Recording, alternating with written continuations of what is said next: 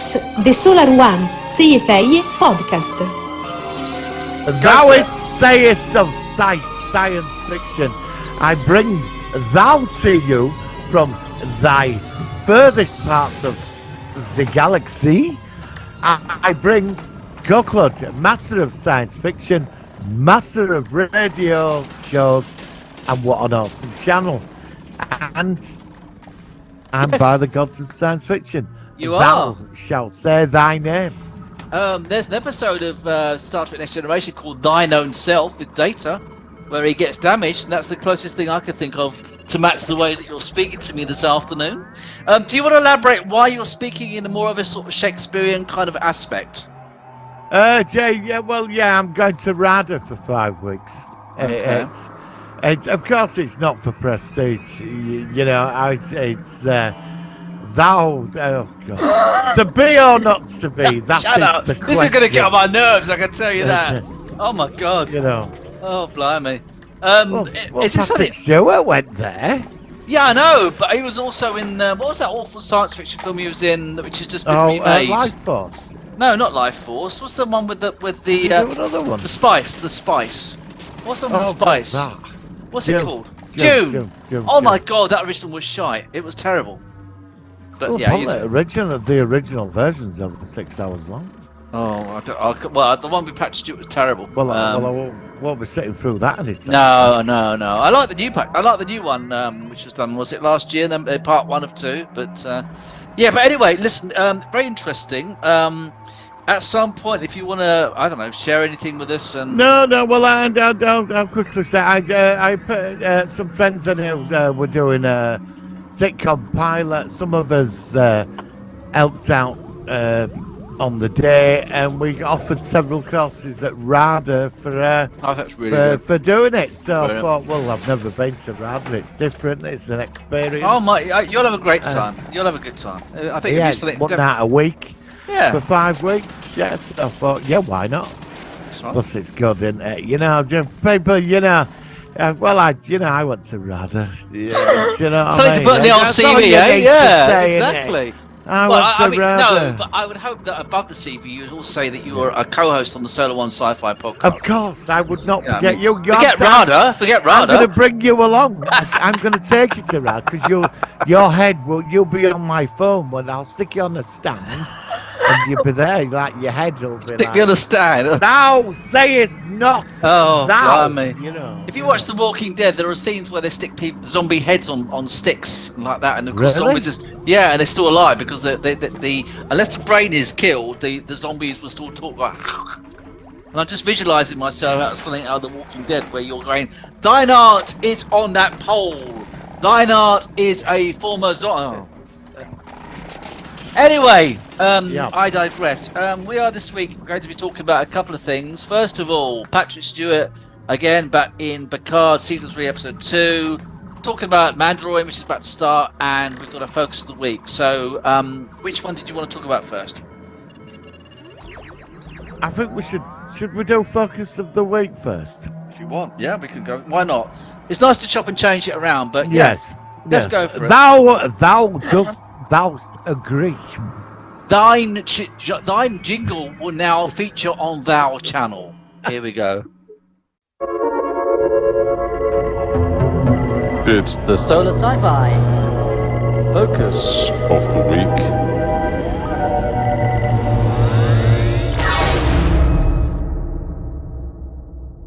Alright, so this week we're talking about a film which I've only seen a couple of times, and it's a good film. It's odd. It's almost like a comedy. It's almost like a parody of horror, but there's something about it, for me at least, that actually works. And I actually refreshed my memory by watching it over the weekend, and that was, of course, Maximum Overdrive, which I think came out in about 1982 or something.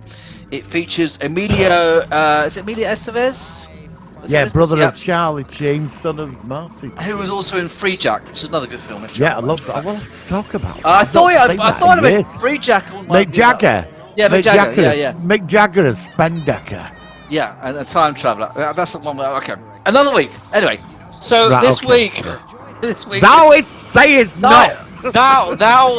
thine motor cars feature in thou film, and thine have the power to do things by themselves.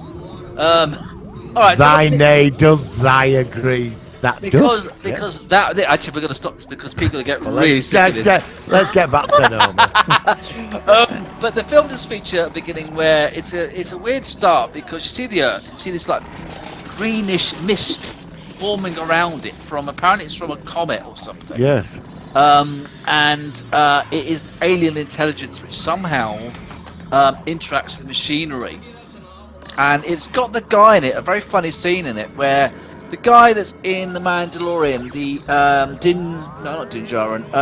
Moff Gideon, who's also he's in it and in a role, very young, and he's in this arcade where suddenly he's by a machine and suddenly all these coins start coming out, and then he starts looking at this fruit machine and seeing all these sort of symbols. He's becoming hypnotized, and then he gets killed off.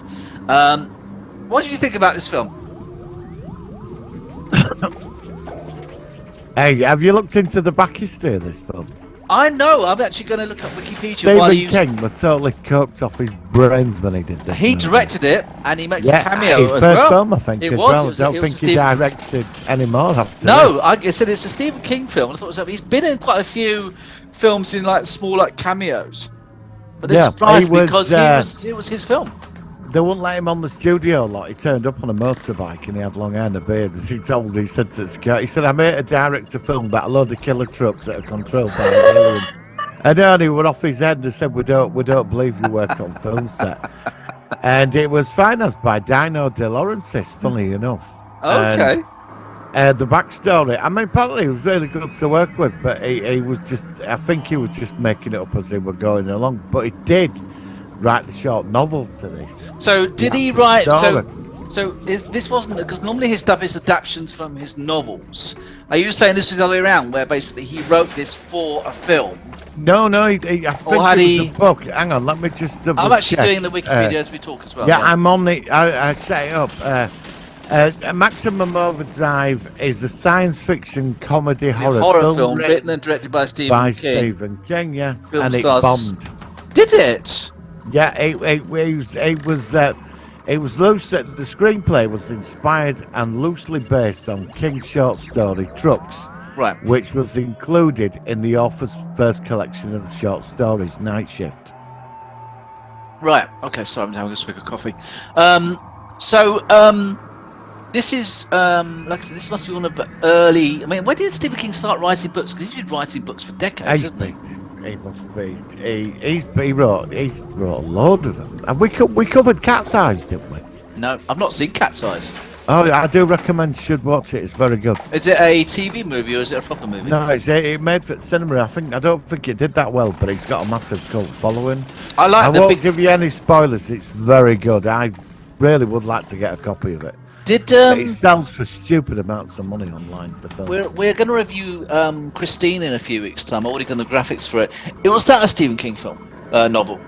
The Christine? I think so, yeah. Yeah.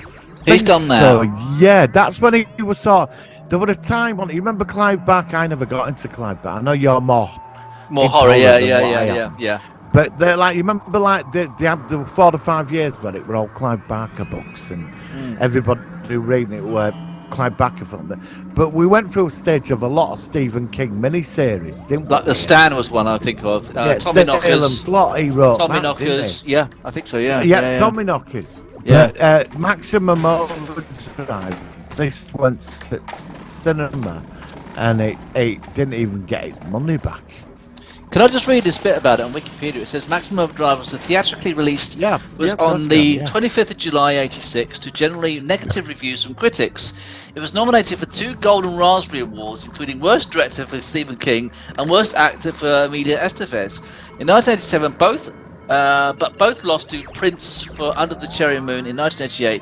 Maximum Overdrive was nominated for Best Film at the International Fantasy Film Awards.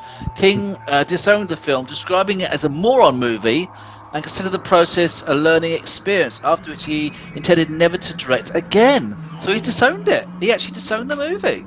I didn't know that. I know. I didn't think it was that bad. I think it was quite a fun. It wasn't exactly. I watched. I caught bits of it over the weekend, and and some today. I quite.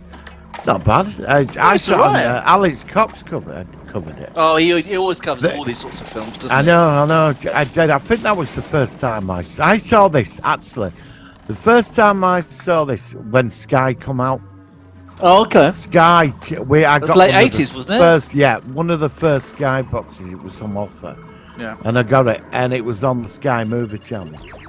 And I watched it for the first time. I remember the poster, and I just didn't bother with it. And I watched it, and I remember renting it out, and I thought it was a good film. Yeah. I don't mind this film at all. I don't mind it. It's over the top, and it is a bloodfest. I mean, the whole film is a complete fucking bloodfest. Yeah, it is. It is a bit of a horror bloodfest, I mean, they even kill kids when Steamroller goes over that kid. I mean, it is pretty gruesome, isn't it? It is. That little kid's running at Steamroller, and you see Steamroller just rolling over. You know, I like the machine gun on a metal pole that follows them around. Yeah, I did. And it's all like, and the barmaid, she just sort of like goes, "What the hell are you doing to my cafe?" And he just goes, and she goes, "Ah!" And it's like, I just found it quite enjoyable. I mean, the ending was really weird, but it just sort of says, "Oh, and now the comet has passed over." They don't actually say narration like in Planet Did you see what came up at the end with the writing? No, what did it say? What was it specifically? Oh, that's the fact that tells you what's going on. Oh, no, that's what I mean, yeah. That's what I'm saying. It was instead of having an yeah. audio thing, it has this thing where eventually it passed over and everything went back to normal, although we didn't see that in the movie, which I thought was quite interesting. No, we didn't, and I'd like to cover that when we get through towards end. So I've got an interesting theory, which I think you may agree with. All right, so when we get to that point, we'll discuss that. So, I mean, what else did you... I mean, it was about... these people were stranded in this, like, sort of restaurant, sort of cafe, and the vehicles were just going around in a circle, round and round and round and round. And at one point... Oh, no, it was like a gas station, wasn't it? And they were trying to get more... At one point, they needed more petrol or gasoline. And then they were trying to sort of, like, dig their way under... Or they're finding, like, sewage tunnels and stuff. But, yeah, it's weird, but... It's not exactly groundbreaking, but I just still found it very compelling. I just thought it was really enjoyable. So, what other parts of the film did you actually enjoy? What stood out for you before we get to the ending? Well, I mean, it's over the top. I mean, the trucks figure out that to keep the humans alive, to keep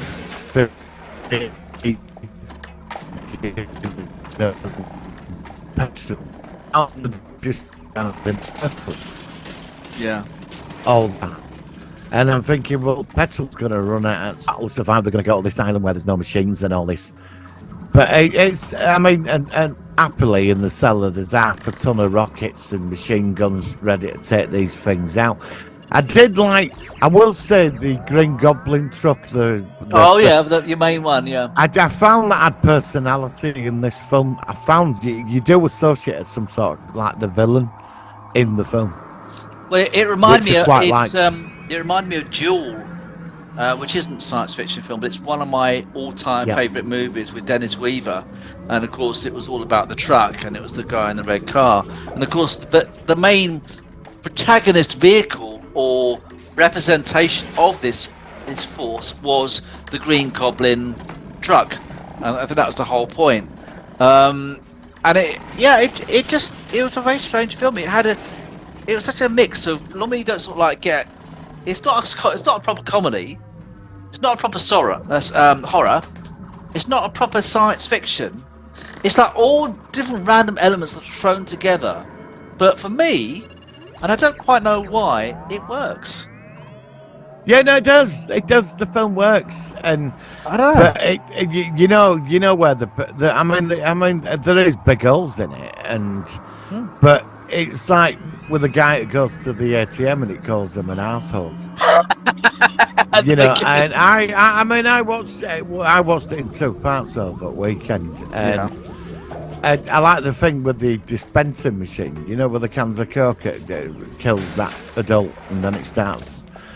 I mean, it starts killing the kids, doesn't it? Cans of Coke. Yeah. I mean, it is quite a gross film, especially with that electric saw. Night Meat Cutter. Oh, that's horrible. That's quite that bit. gruesome. Yeah, it was pretty gruesome. It's But I quite mean, gruesome. that's where this film is funny. It's like and I don't mean this in a horrible way, but when the steamroller runs over that kid, I mean, you see it. You see the kid's cap. You know, and I started laughing, and I shouldn't. I know, but it is funny. It is funny. But I don't think you'd get away with that today. I think like the people will be up in arms about it. But this film, I've got to say, I don't have an affection for it. I don't think I could go back to it. I think once every 10 years is enough. Yeah, I've only seen it film. about 2 or 3 times my entire Yeah, life. same for me. I wouldn't see it again for a while. I would see it again in the future, but not for quite a long time. A few years, yeah. This first time I've gone back to it in 10 years. It's not something I'd slip on and put on and watch. No, but it's worth checking out for, especially to review it and get your perspective or what you think about it. And it's the first time you're the probably first person who've actually sort of talked about this film. You know, I don't know how well known it is. I mean, I knew of a cult. Yeah. I mean, we both knew of it anyway before we sort of like started the podcast. But I think he nicked his idea from Killdozer. I've heard of Killdozer. I've not seen it. Killdozer looks like a TV movie, but I think it did get released at cinema. It's been voted one of the worst films ever made. You know, basically it's an extraterrestrial thing that takes over a bulldozer and starts killing everybody on this island. It starts hunting a big, like, 50-foot bulldozer. Wow. And it's just kill and they electrocute it. Because it won't, you know, it's just because this like intelligence. Now I did look into Killdozer, and this is where like the sort of common thing with Maximum Overdrive about the aliens. Apparently, there was a massive war thousands of years ago with some alien beings that lived on Earth, and they created some weapon that took over machinery, but they destroyed the other aliens, and one of these things survived and crashed on Earth, and it took over a bulldozer. That you don't get this in the film, but in the book, which you've broken up a minute. It might be my end. Give me a second. And I think he took something from it, Killdozer, and Maximum Overdrive. I think they should have focused more on the alien thing with this. Yeah, because it wasn't really. It was the trigger for the film, but it wasn't fully sort of like looked into and focused upon. No, you're right. Yeah, you're right about that. So can I just say, Zoom is really playing up again today. Like if there was a remake, where would you go? Yeah, okay. Zoom is really playing up again today, so just apologise. Sorry. The last few weeks is getting worse and worse again. I'm really getting sick of this. I don't like it's playing up. Another film it reminds me of was a film called The Car. Did you ever see The Car?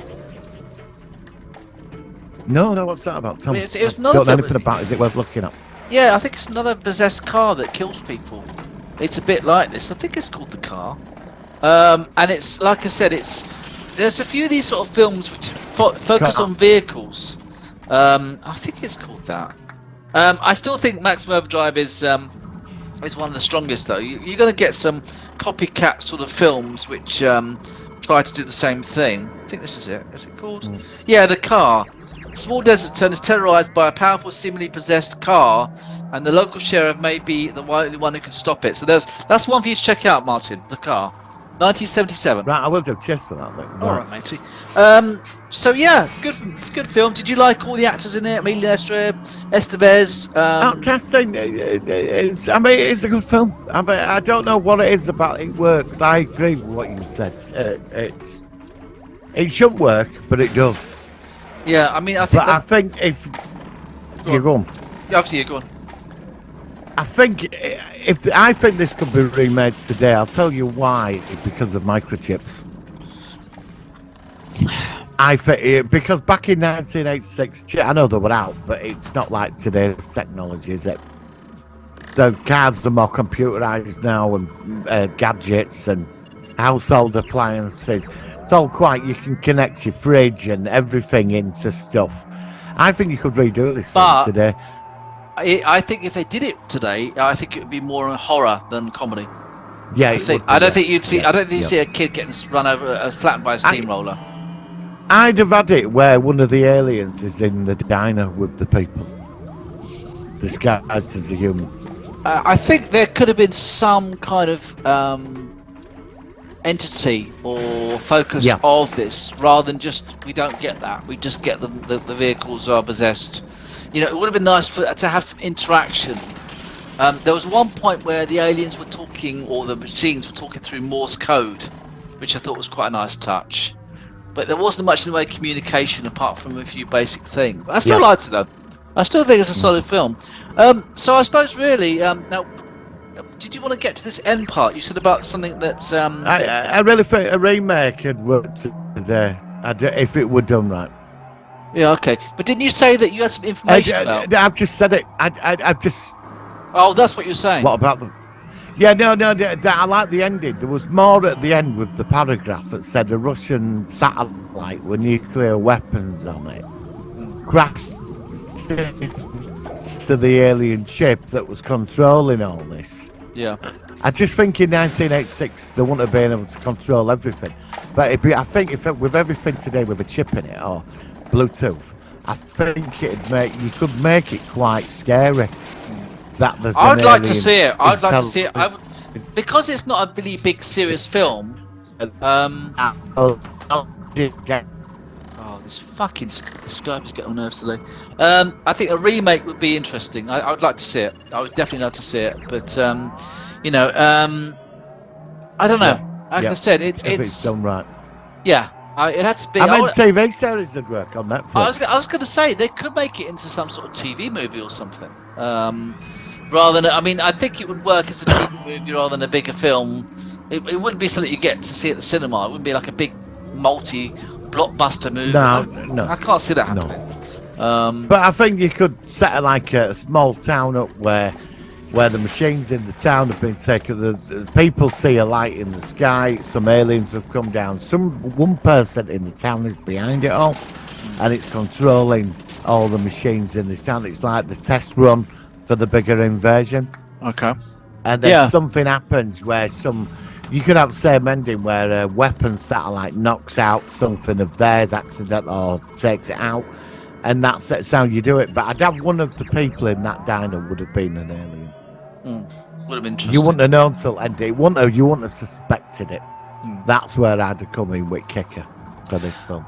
So I suppose at this point we should give it our normal rating out of 10. What would you give this out of 10? I think I'll say mine this time. I'll give it a 7.5 out of 10. I think I liked it. I don't love it. Go on. I was thinking just before you said that a 7. I was going to give this a 7 because I think there's something about this film. I don't know what it is. You're right. This thing should not work. No, it shouldn't work, but it does. It does. So he got something right. Something right. It's a shame he's disowned it. What's amazing is that we often do think alike about a lot of these things. Yeah. I don't know why we 7. do. Yeah. All right. That's good. Nice one. Brilliant. Okay, but that's pretty much it for that one. I think that's definitely worth. So check it out. If we ever get a remake, then I'm sure we'll review it on the actual podcast at some point in the future. Right. On that note, shall we go into our Solar One Sci-Fi news? Shall we go into that one? You ready? Oh yes. Here we go. Working. Solar Sci-Fi News.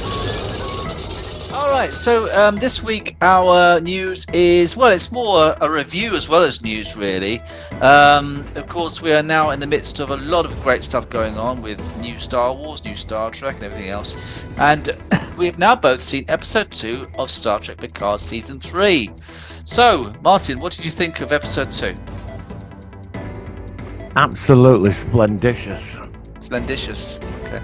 Splendicious. It's superb. Yeah. I've watched it twice. I watched both together, and then I watched the second one again. I've watched it 3 times myself. I can't stop watching it. Yeah, I'm going to give it a third go, I think. Yeah. I haven't done that with Star Trek for a long time, where I'm watching... I've done a bit with... No, I did it with the pilot. Strange New Worlds. Yeah, I did that as well. So obviously at this point, spoilers if you've not seen it. Be aware that we talk about stuff that but even by this point, most people who want to see it would have seen it by now. Jack Crusher is potentially Picard's son. How did you feel about that? I mean, it was quite obvious. We knew it was. We thought it was going to come. We predicted that last week, didn't we? Are you happy now it's been confirmed, or it seemingly it's been confirmed at least? What do you think about the whole thing? It didn't bother me. I thought fair enough. They had a bit of a thing, didn't they? Apparently, after Nemesis, they did have something. Now, of course, the actor who plays Jack is apparently in his early 30s. He's a bit older, and they confirmed. Lady though, what about her? I hope she didn't get. Oh, Laris. I don't know what's going to happen with her now. I think. Hello. Oh God, is it playing up again? Yeah. Right, you got me back. It's gone back to normal. Okay. Yep. I think that character's now been finished. I think she's been dropped. She was a holdover from the previous seasons. So I can't remember the Irish actress, who's very cute by the way. But I think she's I think she's done now. I don't think you're going to see her again, which is a shame because I liked her. I liked her. I liked her.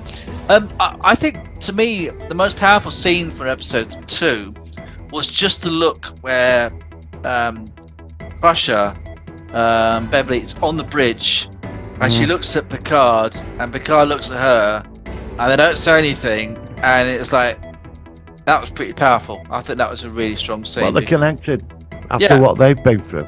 And her realising now that this is my son, that you are the dad. I thought it was really well done. They didn't have to say anything. Yeah, I loved it.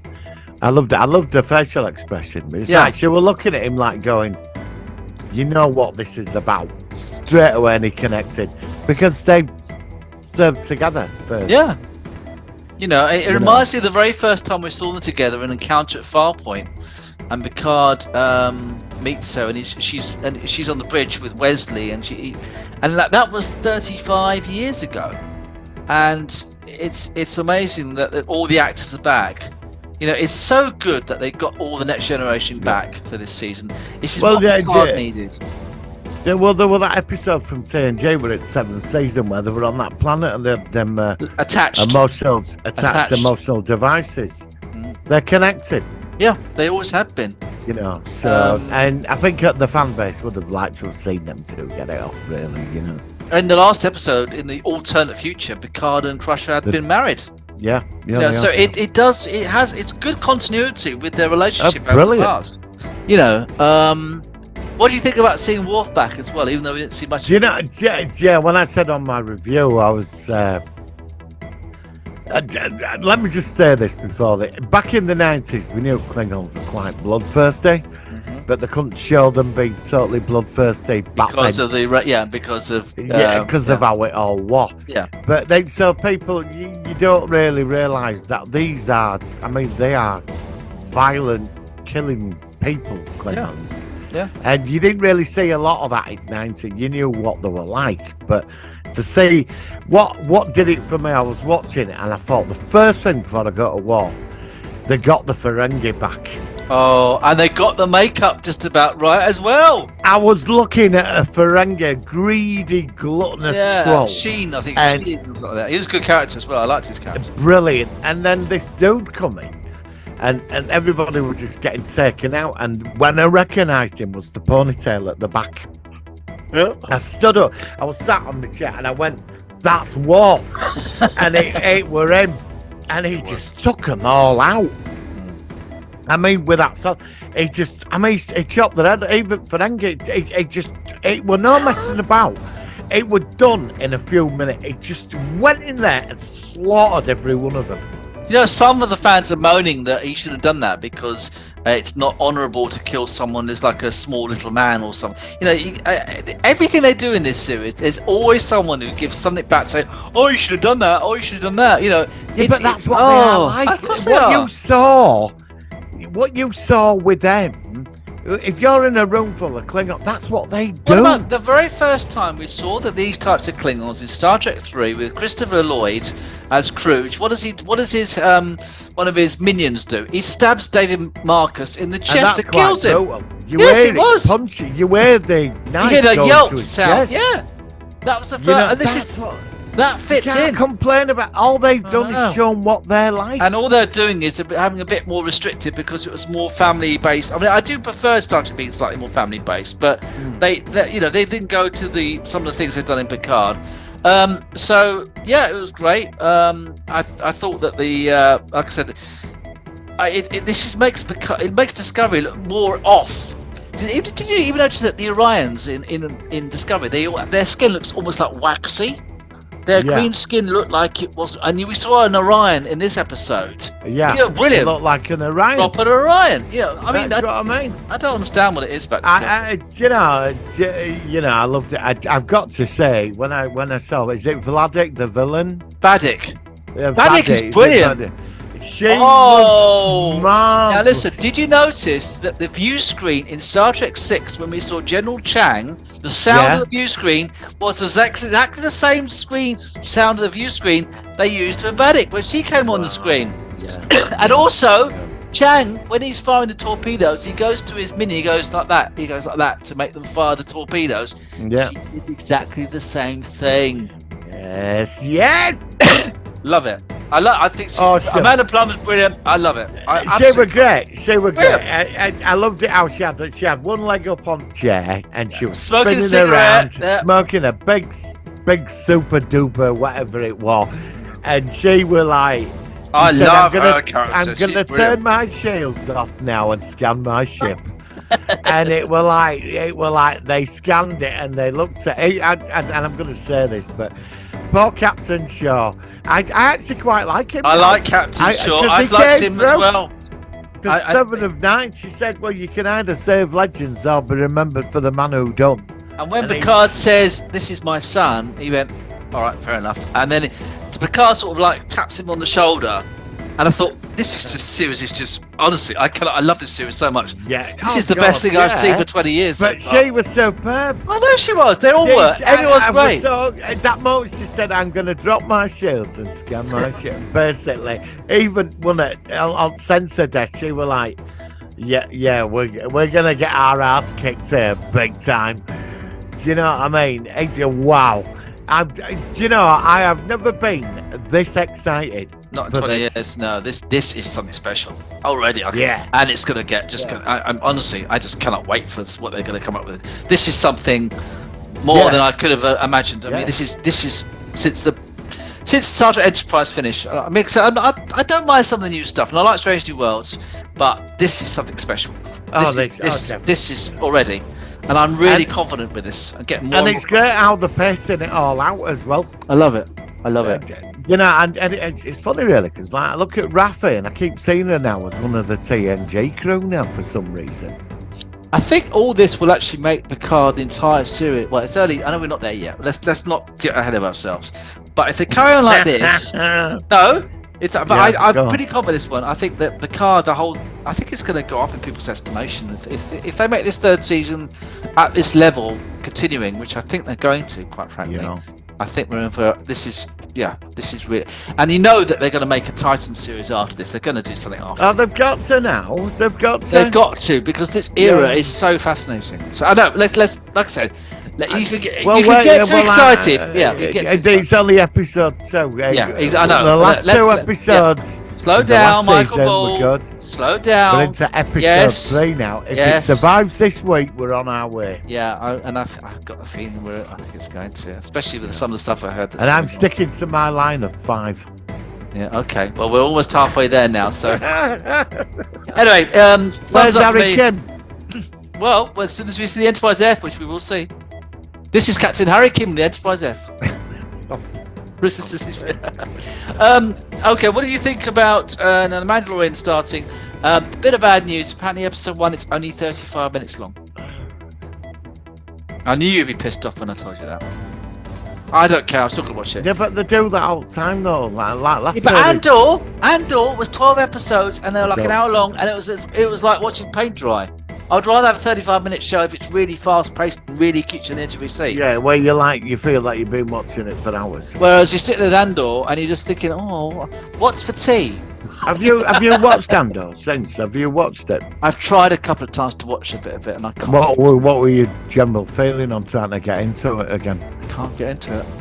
I can't get into it. Something's just Tried, not right with tried it. twice. I can't. Something is just not It's right. when I with this get. series. It's when I get to Cyril. I give Cyril with the drinking the blue milk at his mum's up. house. I can't. I don't know what it is. I don't know.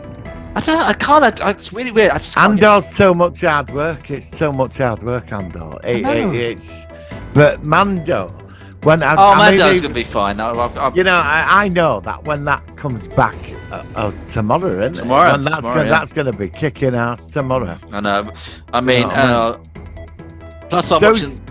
Who's the predicted big bad in this then? Is he going back to Mandalore this season then?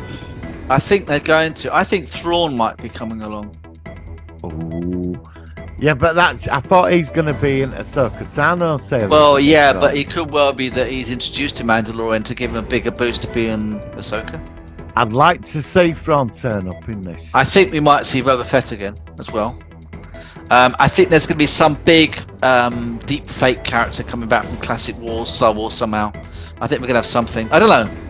Well, it's rumored Sebastian Stan's going to be Luke Skywalker or something. No, they've already done it with deep fake, haven't they? In Boba Fett. Yeah, I know, but they were on about. No, they can't do it now. They can't change That's it now. what I thought. No, they can't do it now. If he hadn't appeared, but he's done it. They've done, and the second time they did it so well.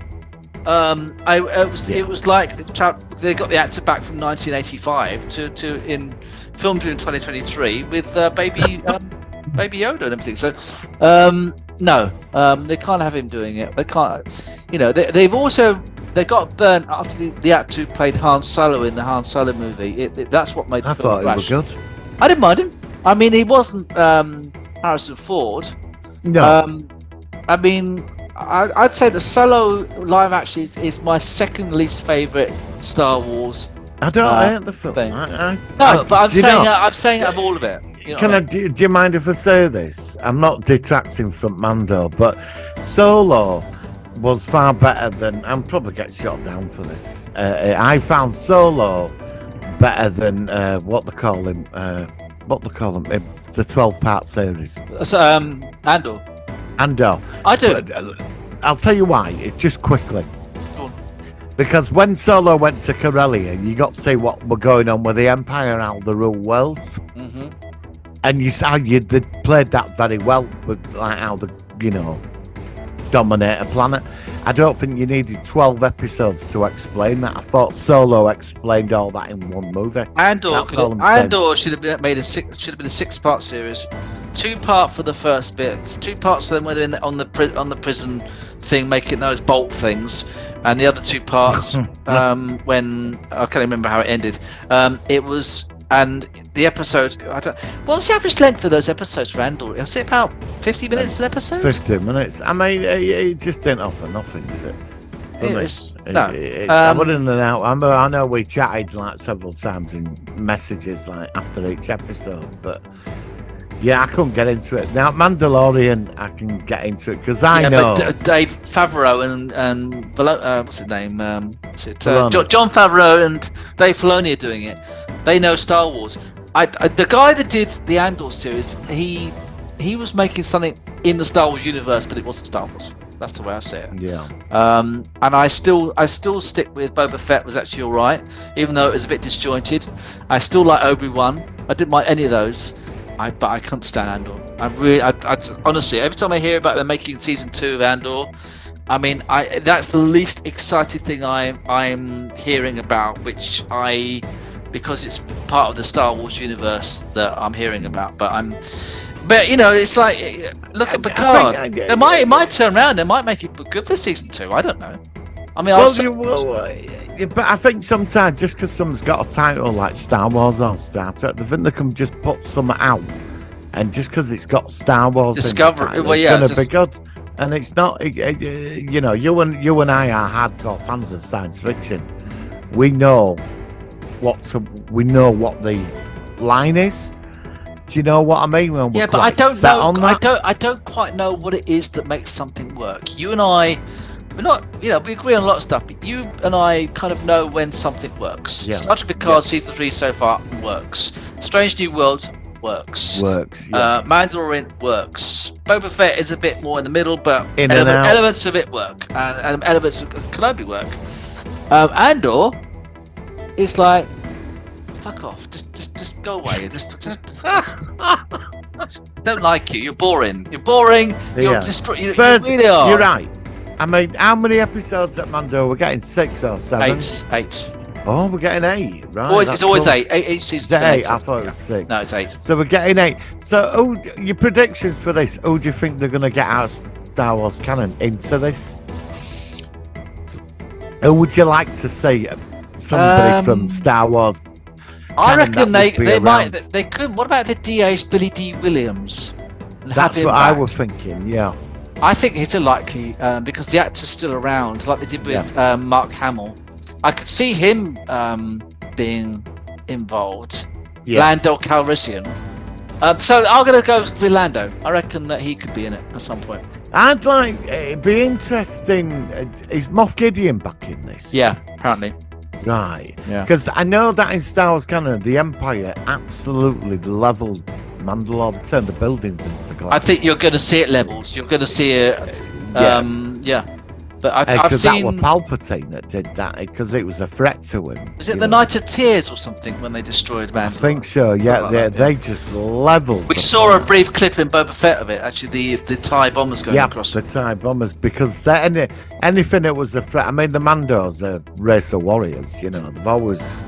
If they're not fighting against each other, they're fighting against the neighbours. And it's like my prediction is this is going to be heavily about the dark saber this season. Because Bo-Katan's in Battlestar Galactica. Yeah, Bo-Katan. She believes she should be leader of the new Mandalore, doesn't she? She's got ambitions. And she needs the dark saber to be the leader. And he's not that bothered about it. No, he? I mean, he even offered to give it to her. He can't give it to her. She's got to win it through battle. Yeah, and he offered it to her, didn't he? That's right, and she could accept it, yeah. Anything. Yeah. So it's going to be interesting. Is she going to make a move on him? Does she become the villain? I mean, is this like later in the... Is she like... What if there's some sort of political thing where basically they rule together on Mandalore? I don't know. But then it's not going to, because it's always been that he's always going places. One thing I did hear, apparently they've said that there's no end predicted yet for the Mandalorian. It could go on potentially for years and years and years. The writers have said that they normally do 8 episodes per season. I think they've written season 4 already, and they're going to start filming it this year. But it's already been planned for season 5, season 6. One thing I did hear, apparently Disney might be starting to cut the purse strings a bit, sort of like save a bit of money on certain new TV shows. Apparently they want to save a bit of money. Yeah, they're cutting back on the Marvel stuff on the TV. So, but I think there'll also be a bit less money per episode. But they could do all sorts of things to save money. They're very. I think the Mando, that's good. If they can they'll keep that because that's the biggest thing, probably one of the biggest things for Disney. So they'll, it might be. I mean, please, what about if they? I tell you what. Let's save the money and let's rather having a full 12 episode season 2 of Andor, just make it 6 episodes and then save the money just don't make or just cancel. Just don't make a season at all. Do you know what I mean? Just please. Oh, I'm sorry. I know, but please. I can't take any more of him and his mother. I want to like it, but it's boring. I know. It's boring. 2 episodes in Death Star prison. Yeah, making Lego bricks, making Lego or something, whatever it is. And then they tried to shock us all at ending that 1 minute sort of clip of it's even Moxie from Alvida Sempet couldn't save that series. Yeah, it's barely ended up after building sites, you know what I mean? I'm sorry for my, but I'm sorry, but Andor was just complete utter bollocks. It was. It was. And I still, even now, why have they got him and his mother in it? My son is a big Sorry. Star Wars fan, right? And he doesn't like Star yeah. Trek. I've tried Star Trek. He doesn't. He loves Star Wars. Yeah, And yeah. I said, don't bother with Andor, mate. And he said, if you don't recommend it, I won't watch it. And that's how bad it is, because he'd like to. Don't watch it, because he likes fast-paced stuff. Because he's only 15. And he'll be bored to tears if he watched that. So he's not watching. Are we getting another series of Obi-Wan then? I don't know. Apparently, Liam Neeson, he was having a go about all this various Star Wars series, and he won't be back. I don't know. I'd like to see Obi-Wan again, but if we didn't get him again, then I would be devastated. I think that what they did in the first season was pretty good. It looked a bit cheap in certain elements, but I've got quite a soft spot. You said that. I've got a soft spot for Obi-Wan. You surprised me though when you said that about cheap in certain places. Well, there was one scene where they were going towards a barrier, and there's a stormtrooper goes across and he ends up cut in half. It was obviously a location, and it was literally just like one little tiny thing with this bar, and there's these stormtroopers. It looked a bit. They could have made that look a bit more, just more epic kind of thing. What do you think? I mean, I still think he looked. I don't know. I just like Obi-Wan Kenobi. I don't know. I watched Obi-Wan again, and second time I started to appreciate it more. I started to understand why we like he was. Yeah. I went from it like a new approach. The guy's on his own. He's got no support. He's not even Yoda's in concert. He's just on this desert planet watching over a kid, and he can't use any ability because he might be sensitive. He does, and he's got to just stay out of the way for the rest of his life. I mean, you can understand why he gets depressed. Yeah. And he's got to live, hasn't he? There's no money coming in from Jedi. He needs money to live on. Exactly. He's got to. You can't just, And when the whole thing starts, the Reaver thing, I didn't think there was any need for it. That I found ridiculous. The whole Reaver sort of. I didn't mind it. I didn't mind it. I didn't. It was all right. Yeah, all right. I sort of know where you're coming from, but for me, yeah, you didn't need it. I'll tell you what you didn't need. You didn't need her in the last episode where Obi-Wan and Vader are fighting on that planet, and they kept going back to Luke's home, and then Reaver's after Luke, and it sort of like disjointed that whole epic scene where Obi-Wan's finally sort of like meeting Vader, and of course that was a bit. But I still don't mind that. This, to me, Obi-Wan is so much better than Andor. No, Obi-Wan's good. I'm sorry. You know what I mean? Obi-Wan, what made Obi-Wan for me, like the Mandalorian, Obi-Wan sort of, it was the last two episodes. It were like, we got three sort of drabby sort of episode, but this is him getting his mojo back. And his yes, and it was all building up to that last. Yeah, and it was building up to the last two. But when Vader, when he found out Anakin was Vader, the fear on his face, and Anakin, Vader wiped the floor with it.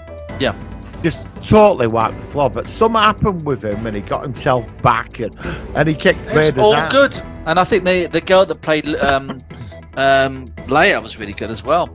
I just thought it was good. I'm always like I said, if they did a second season, the reason why I'm saying that they shouldn't necessarily do one is that kind of like, well, how much more can they drag out in between? Obi-Wan is watching over Luke, and then we're getting to episode 4. That is what I'm saying. That's why I'm a bit on the fence with it. Yeah, it's a one-off because I think it works as a one-off person. Because suddenly you can't have half a galaxy turning up on Tatooine trying to find him. I think they did that, and that's about as really they can't do it anymore without really breaking the continuity. That's because he can't afford to pop up all over Galaxy. No, he can't afford to pop up. Yeah. So Obi-Wan's done. I would like, done. To be honest, I would like another season, but it's where do you take it? You know. Well, if they did it in a good way, but I can't see how they can do it in a good way without. That's my issue. That's what I'm saying. But what's he gonna do? Fight Vader again? We've seen that. No, that's it. That's the last time. You're right. It's leave it now. That's Yeah, leave personally. it. Although I do like, I do like the character, Well, I love the ending when he did Vader, and he just said, "Anakin, I blame myself all these years for your downfall, and you've done it to yourself." And he said, "I'm going to let you live, because basically you've got to look at yourself every day. I'm just going to go disappear and get on with my life." And I love that. And he was screaming out his name and his Dark Lord. That when you start looking into Vader's character, he's really quite a sad character, really. Yeah. Yeah. And you do pity him because he has been used and manipulated, but it don't give him the excuse for the things he's done. But you can see that when you look into darker overtones, he has been nothing but used by people. No. You know what I mean? He's still that little boy on Tatooine. Or Yeah. Naboo. No, it was. But where was he? No, he wasn't Tatooine. Yeah, he was always kind of ending up in the wrong sort of situation, and it was a sad character. Sad character. But in The Mandalorian, I would like a Palpatine connection, because I think you quote me if I'm wrong. You remember when they were trying to kidnap little Grogu all the time?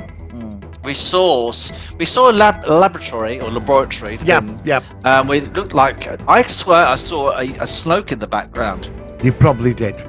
It looked like Snoke in one of those containers or something. Because I think Moff Gideon knows Palpatine. He's working for Palpatine, and they're trying to get hold of Force sensitives to clone them for him a new body. Well, I'd like it going into. I mean, because you're gonna have the First Order at some point. I mean, Really? Well, I think so, because the more we're going along, we're going towards the First Order. We know it's going to happen. Of course, because this is the in downfall between. Of the Empire. This is in between the end of the Empire and the first. I want to see that. Yeah, that was fascinating. Imagine seeing like stormtroopers, which are halfway between Empire and First Order stormtroopers. They can do some really fascinating stuff. I love all that. Yeah, because Hux, that creepy officer in the films, his father.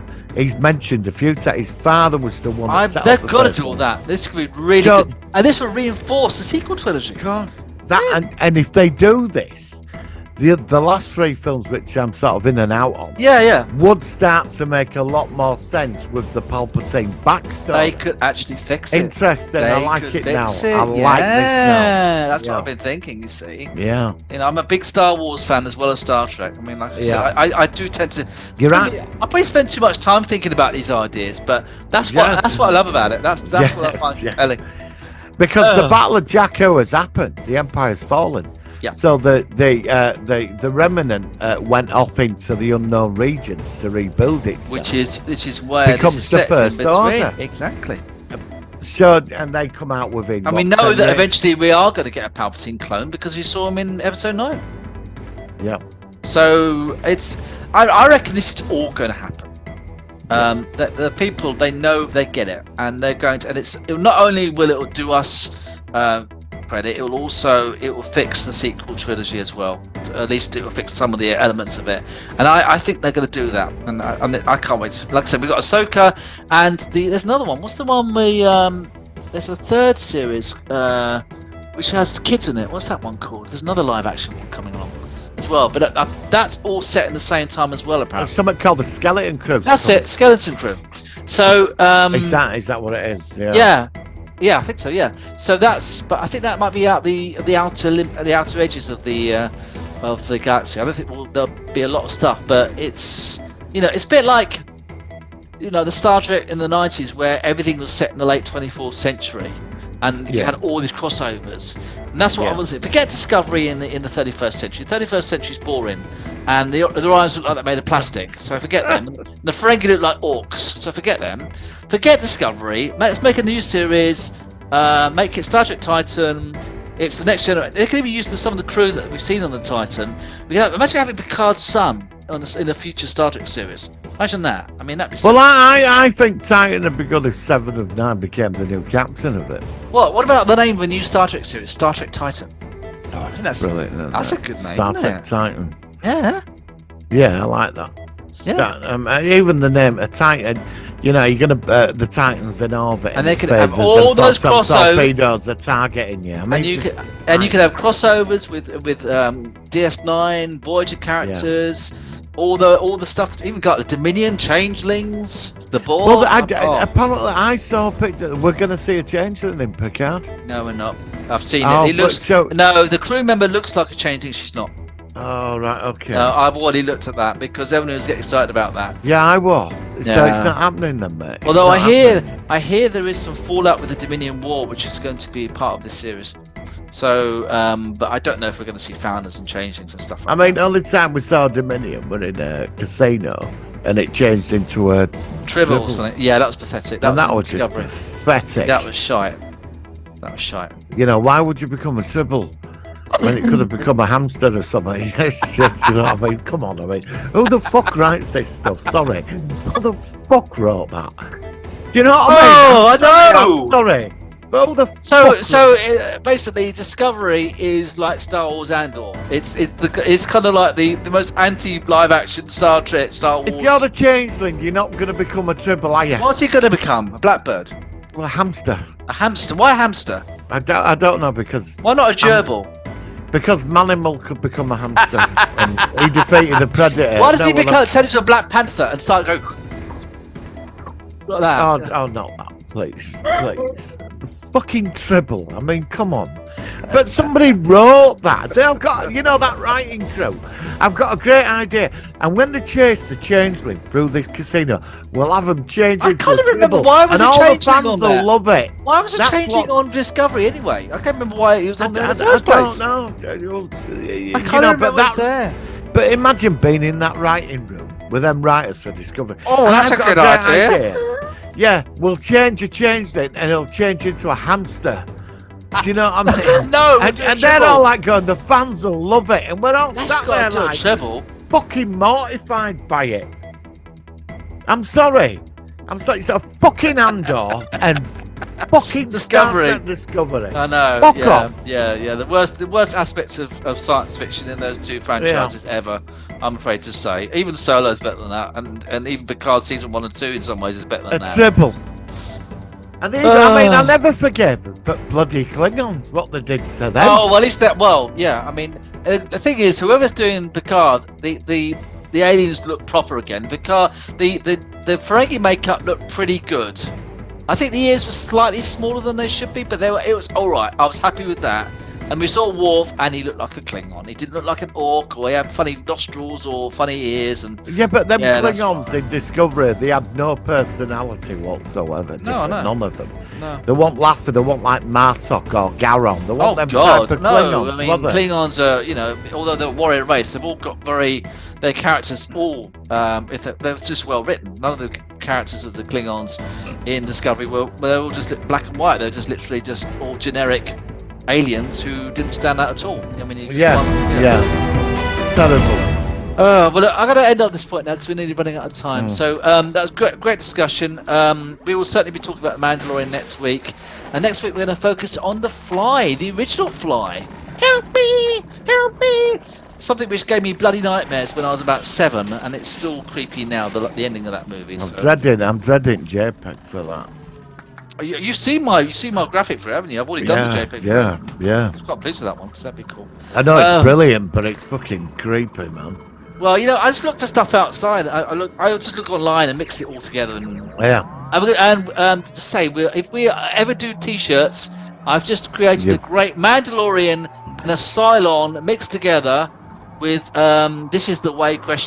And I think it turned out quite good. So there we go. And now the internet's paying up again. Hang on a minute, Martin. If you're still there. Okay, I think it might have gone. Okay, if it's recording, I'm going to sign off now because I think Martin's gone. So, oh no, Martin's back. I think he's there. I'm still here. I can't see you anymore, but you're frozen. No, I'm here. Honestly, I give up. Please. We'll have to try StreamYard. We've had a rough week with this week. It's been playing up the last couple of weeks. Yeah. All right, Martin, thank you very much for co-hosting as usual. Always love interacting with you and just having. What's the T-shirt shop? I'm going to order this week? What's the T-shirt shop called again? I can't remember. Oh, T-shirt Studio. T-shirts, sir. Thank you. They'll be ordered Friday. Do you want a mug? If you're offering, yeah, why not? If you don't mind. Do you want some Y fronts as well? I think that's a bit too far. Right, so we're still recording. We're still on the show, so we're going to Yeah, sign off now. I'll get them sorted Friday. Yeah, and we'll show it next week on whenever we get it, and we'll Yeah, show them off. yeah, So, Martin, thank you very much. We'll catch you next week on the Solo One Sci-Fi podcast. Live long and Live prosper. long and prosper.